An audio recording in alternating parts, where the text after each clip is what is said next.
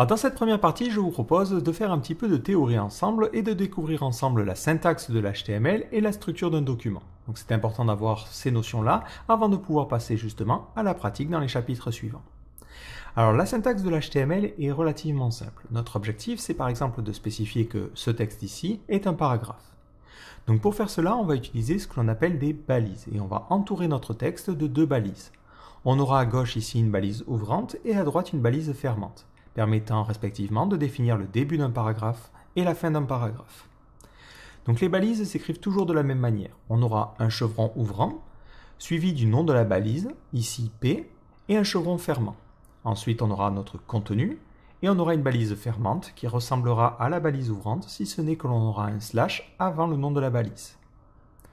Donc tout ça, c'est ce que l'on appelle un élément HTML. Alors par contre, si vous allez sur des sites qui sont anglophones, il faut savoir qu'une balise s'appelle un tag HTML. D'ailleurs, on a parfois cette francisation de dire des tags HTML.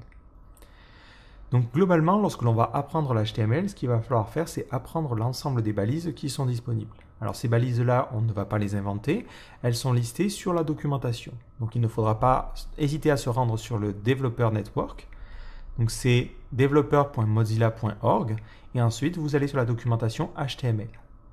La documentation est traduite dans plusieurs langages et vous pouvez cliquer ici pour adapter à la langue que vous souhaitez. Donc nous ici, on est en français. Donc je vous mettrai le lien en bas du slide, mais aussi dans l'article. Donc sur cette page-là, justement, ce qui est intéressant, c'est qu'on a à gauche l'ensemble des éléments HTML qui sont disponibles aujourd'hui.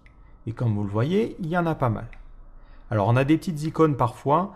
Ces petites icônes permettent de spécifier qu'une balise est obsolète, c'est-à-dire qu'elle était utilisée avant mais n'a plus lieu d'être aujourd'hui, et certaines sont expérimentales. Donc il faut vous concentrer avant tout sur les balises qui n'ont pas d'icône à gauche.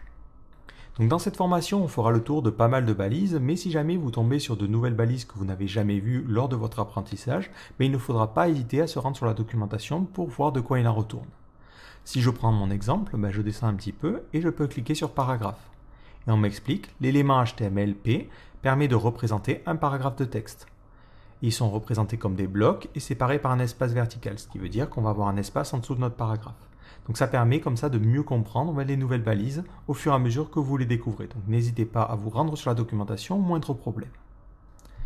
Donc voilà pour la syntaxe de base, mais ça peut être légèrement plus compliqué et certains éléments HTML peuvent avoir des attributs. Donc dans le cas d'un paragraphe, on peut par exemple avoir un attribut classe qui va permettre de spécifier que notre paragraphe est important. Donc c'est une classe qui